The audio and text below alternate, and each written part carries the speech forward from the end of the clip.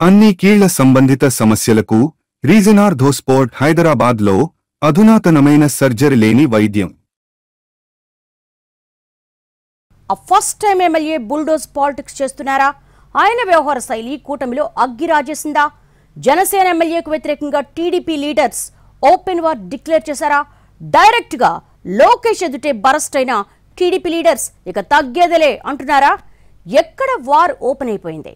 ఏ ఎమ్మెల్యేకు టీడీపీకి చుక్కలు చూపిస్తున్నారు అన్న విమర్శలు ఉన్నాయి. అనకాపల్లి జిల్లా యలమంచిలి సెగ్మెంట్ లో కూటమి పాలిటిక్స్ హాట్ మెటల్లా సలసలమంటున్నాయి. టీడీపీ జనసేన మధ్య అంతర్గత రచ్చ బజార్కెక్కింది. ఎమ్మెల్యే సుందరపు విజయ్ కుమార్ దూకుణ్ణి తట్టుకోవడం టీడీపీ నేతలకు మహా కష్టంగా మారిందట. ఇది కొత్తగా వచ్చిన ఇబ్బంది కాదని, పొత్తులు పుట్టినప్పుడే ఇలాంటి బుల్డోజ్ రాజకీయాల్ని ఊహించామంటూ గొల్లుమంటున్నాయి టీడీపీ శ్రేణులు. కూటమి ధర్మానికి కట్టుబడి శాసనసభ్యుడు వ్యవహరిస్తారని ఆశించినప్పటికీ పరిస్థితుల్లో మార్పు రాలేదని బహిరంగంగానే అంటున్నారట.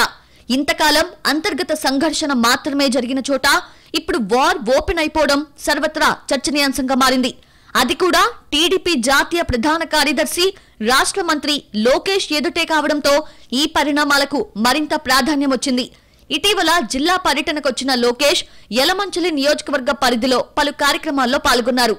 అచ్యుతాపురం నుంచి అనకాపల్లి వరకు 4 లైన్ల రోడ్డు విస్తరణ పనులకు శంకుస్థాపన చేశారాయన. అంతకంటే ముందు యలమంచిలి నియోజకవర్గ పార్టీ సమన్వయ సమావేశానికి హాజరయ్యారు. 4 మండలాల నుంచి వందల మంది కార్యకర్తలు హాజరైన ఈ వేదిక నుంచి నియోజకవర్గంలో పరిణామాలపై గలమెత్తింది ముఖ్య నాయకత్వం. టీడీపీ ఇన్ఛార్జ్ ప్రగడ నాగేశ్వరరావు చేసిన ఫిర్యాదు యలమంచిలిలో కూటమి పరిస్థితికి, అంతర్గత విభేదాల తీవ్రతకి అద్దం పట్టిందని అంటున్నారు. 80% టీడీపీ బలమున్న చోట క్యాడర్ నలిగిపోతున్నారని, కనీసం తమకి పనులు కూడా జరగడం లేదని, స్వయంగా అధిష్టానం కల్పించుకుంటే తప్ప పరిస్థితుల్లో మార్పు రాదని కుండబద్దలు కొట్టేశారాయన. అందుకే క్యాడర్ గొంతు కలపడంతో వాతావరణం వేడెక్కింది. అధినాయకత్వం తాత్కాలికంగా సర్ది చెప్పినప్పటికీ భవిష్యత్తులో ఇక్కడ ఇబ్బందులు మరింత ఎక్కువవుతాయన్న సంకేతాలు వెలువడుతున్నాయి. వాస్తవానికి యలమంచిలి నియోజకవర్గం తెలుగుదేశం పార్టీకి కంచుకోట. ఇక్కడ మొదటి నుంచి కాంగ్రెస్, టీడీపీల మధ్య పోటీ. 2019లో తొలిసారి ఈ సీటుని తన ఖాతాలో వేసుకుంది వైసీపీ. కాంగ్రెస్ నుంచి ఫ్యాన్ పార్టీలో చేరిన కన్నబాబు రాజు, అప్పటి యలమంచిలి సిట్టింగ్ ఎమ్మెల్యే పంచకల్ల రమేష్ బాబు మధ్య పోటీ జరగ్గా విజయం వైసీపీని వరించింది. 2024 నాటికి ఉమ్మడి విశాఖ జిల్లా రాజకీయ ముఖచిత్రంలో చాలా మార్పులు జరిగాయి.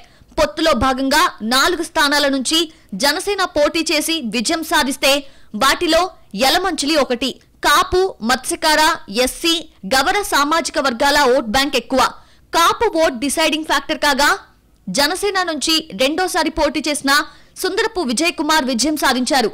అయితే ఈ సీటుని టీడీపీకే కేటాయించాలని అప్పట్లో క్యాడర్ హంగామా చేసింది. పరిశీలకుల ఎదుటే కుర్చీలు గాల్లో లేవగా అప్పట్లో దీనిపై విస్తృత చర్చ జరగడంతో పాటు అధిష్టానం ఆగ్రహం వ్యక్తం చేసింది. హైకమాండ్ ఆదేశాలతో కలిసి పనిచేసినప్పటికీ యలమంచిలిలో టీడీపీ, జనసేన మధ్య వ్యవహారం ఉప్పు నిప్పుగానే ఉంది.